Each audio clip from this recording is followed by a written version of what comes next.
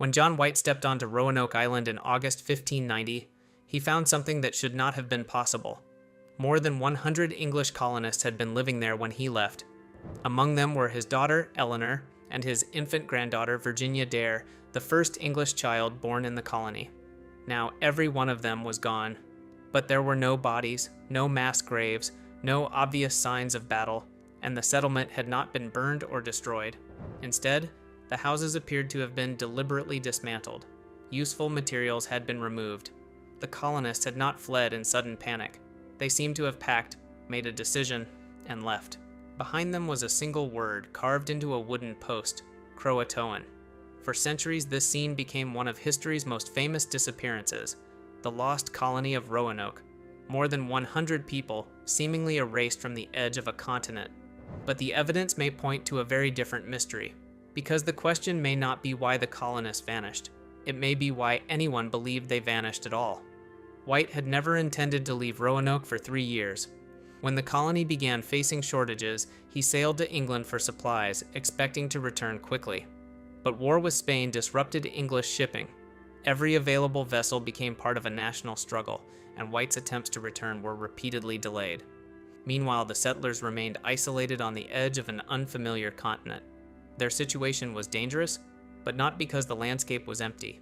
The region was home to indigenous communities with established settlements, trade networks, political alliances, and generations of knowledge about local food, agriculture, waterways, and seasonal change. The English were not entering an uninhabited wilderness, they were arriving inside a complex human world they only partly understood. Some communities had assisted earlier English expeditions. Others had strong reasons to distrust them. Previous encounters had already produced conflict, and as months became years, the colonists faced an increasingly difficult calculation. Remaining together preserved the identity of the colony, but it also concentrated more than 100 people in a settlement that was becoming harder to supply. Leaving might offer survival, but it would mean abandoning Roanoke. And before White departed, the colonists had already discussed doing exactly that. White later wrote that they intended to relocate approximately 50 miles into the mainland. They had even agreed on a signal. If the settlers were forced from Roanoke under threat, they would carve a Maltese cross beside the name of their destination. When White returned, he found no cross. That absence mattered, because the word Croatoan did not appear to be a warning. It was not an unknown code, and it was not necessarily a desperate final message. Croatoan was the name of a nearby indigenous community and of the island associated with them, now generally identified with Hatteras Island. The colonists may have been telling White exactly where at least some of them had gone. White tried to reach Croatoan, but severe weather prevented the expedition from continuing. His ship was forced away, and he never found his family. That failure changed the story. A possible relocation became a disappearance. A destination became a mystery, and the people of Roanoke became the lost colony. But one detail complicated the Croatoan explanation. If every colonist had moved to the same island, why had they previously discussed traveling 50 miles inland? Perhaps Croatoan was not the destination of the entire colony. Perhaps there was never one destination. And perhaps there was never one fate. For generations, theories multiplied. Some proposed that the settlers had starved. Others argued that they had been massacred by indigenous enemies. Spain, England's great imperial rival, was suspected of destroying the colony. Later stories introduced secret survivors, hidden descendants, and even supernatural explanations. Then, beginning in the 1930s, an alleged discovery appeared capable of resolving the mystery. Engraved stones began surfacing that supposedly contained messages written by Eleanor Dare. The inscriptions described violence, survival, and the colonists' movement inland. If genuine, they could have explained what happened after Roanoke was abandoned, but most of the so-called Dare stones were eventually regarded as fraudulent. Instead of solving the mystery, they revealed something else. When evidence is missing, invention can rush in to replace it. The physical site told a more restrained story. Roanoke did not resemble a settlement destroyed in a sudden attack. White described defensive structures still standing. Useful materials had been removed. The colonists appeared to have made choices. They had time to dismantle parts of the settlement, time to prepare, and time to leave a destination marker. But if Croatoan was only part of the answer, where had the others gone? More than 4 centuries later, a clue emerged. not from beneath the ground, but from beneath a small patch of paper. John White was not only the colony's governor, he was also an artist and map maker. His detailed map of the region survived in the collections of the British Museum. Then, in 2012, researchers examined it using advanced imaging techniques. In one area, approximately 50 miles inland from Roanoke, a small paper patch concealed part of the original drawing. Beneath it was the outline of a symbol resembling a fort, and its location was difficult to ignore. It corresponded closely with the distance White said the colonists had considered moving into the mainland, but the hidden symbol created another question. Why cover it? The patch may have reflected a simple revision. Mapmakers altered their work for many reasons, but in the political world of the 16th century, maps were also strategic documents. England and Spain competed for territory, trade routes, and influence. Revealing the intended location of an English outpost could have exposed it to enemies. The concealed mark did not prove that the colonists reached the mainland, but for the first time, it gave archaeologists somewhere specific to look.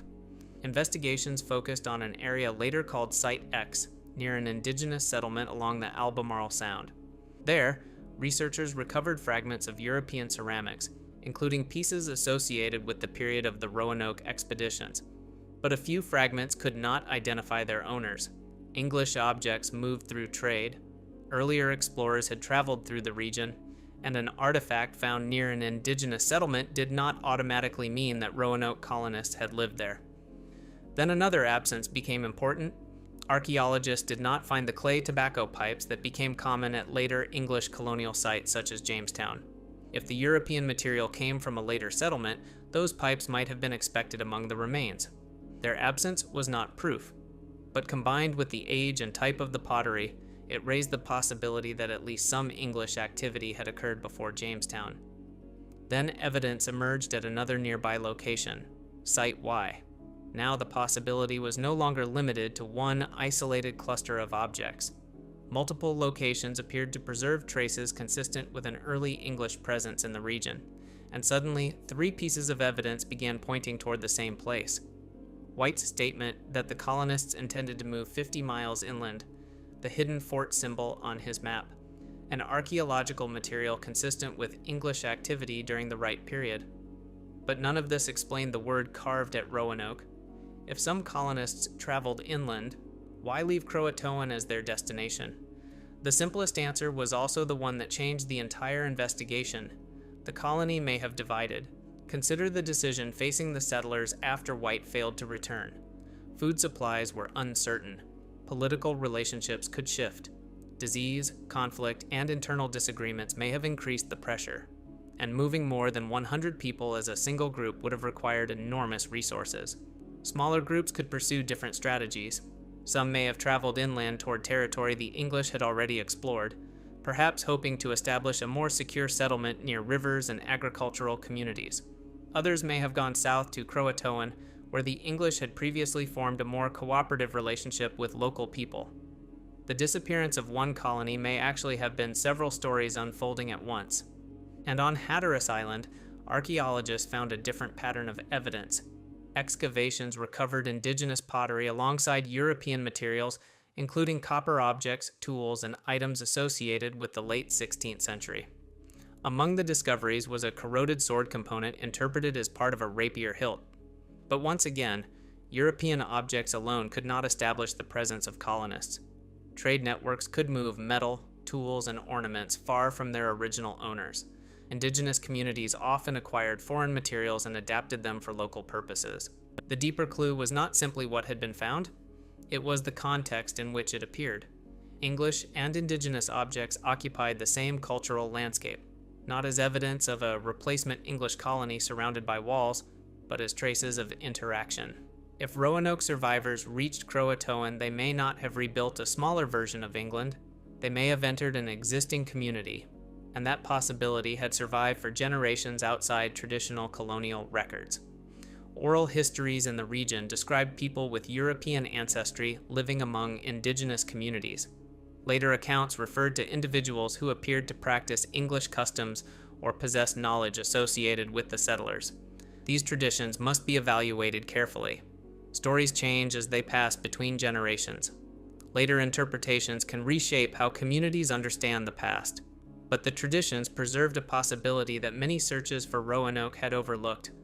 Survival might have required assimilation.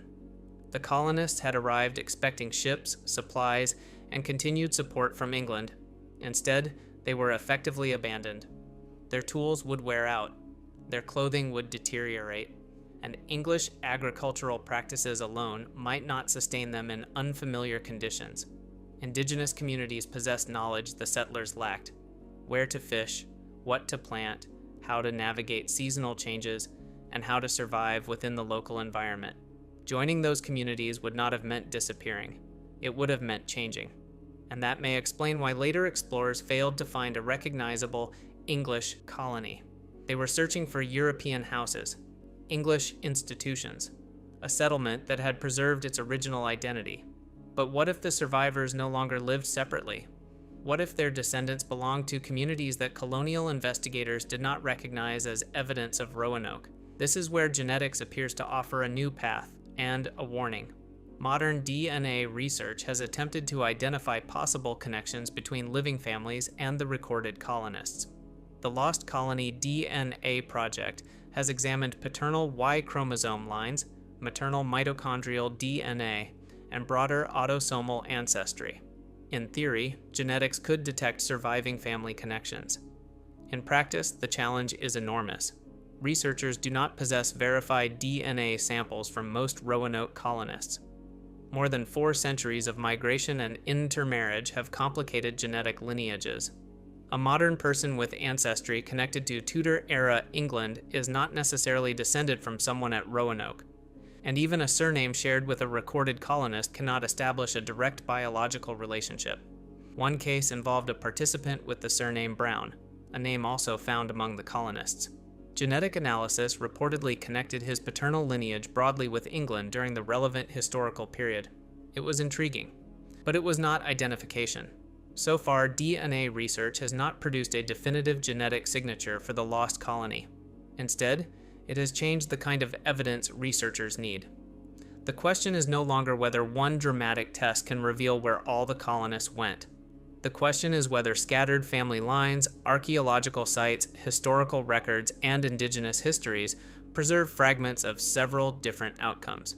Genetics may eventually strengthen particular connections, but for now, its greatest contribution may be conceptual. Because if the colonists integrated into other populations, their biological descendants could survive, even when the colony itself did not, and that exposes the assumption at the center of the mystery. For centuries, the colony and its people were treated as though they were the same thing. A settlement could cease to exist, while many of its inhabitants survived. The evidence now supports a more complicated possibility. Some colonists may have died from illness, hunger, conflict, or exposure.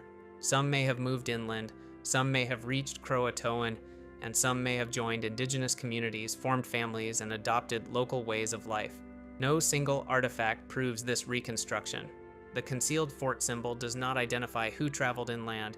The pottery at Site X and Site Y cannot be tied with certainty to individual colonists.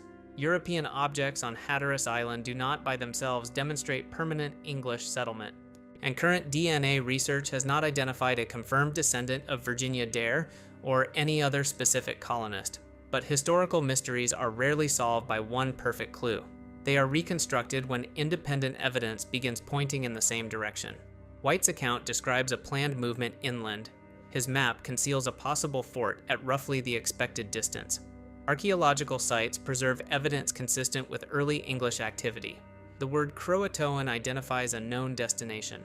Artifacts and oral traditions support sustained contact between indigenous communities and Europeans. And genetic research keeps open the possibility that the colonists' descendants survived beyond the boundaries of English records. Together, these clues suggest that Roanoke may not have ended in one catastrophic event. It may have dissolved. The settlers came to North America as colonists, intending to establish a permanent English outpost. But isolation may have transformed them into something else. Displaced people forced to depend on communities that understood the land far better than they did. Their survival may have required them to abandon the very identity historians expected to find, and that is why the empty settlement seemed impossible. Researchers searched for the fate of an English colony as though it must have remained English. They expected a ruined fort, a battlefield, a mass grave, or another settlement carrying the same name. Instead, the evidence points toward movement, fragmentation, adaptation, and perhaps integration. The word carved into the post may never have been the final clue left by people who vanished. It may have been an address. The dismantled houses may not have marked destruction. They may have recorded a planned departure. And the absence of a surviving English settlement may not mean that its people disappeared. The hidden fate of Roanoke may be that there was no single fate at all. Some lives may have ended during the crisis. Others may have continued inland. Still others may have become part of indigenous communities whose histories were rarely treated as colonial evidence. The lost colony remained lost because generations searched for the survival of a settlement. But people do not always survive by preserving the world they came from. Sometimes, they survive by entering another one. And if that is what happened at Roanoke, then its final story is not simply about disappearance. It is about what people do when isolation destroys the future they expected, and how adaptation can preserve human lives while erasing the boundaries history uses to find them.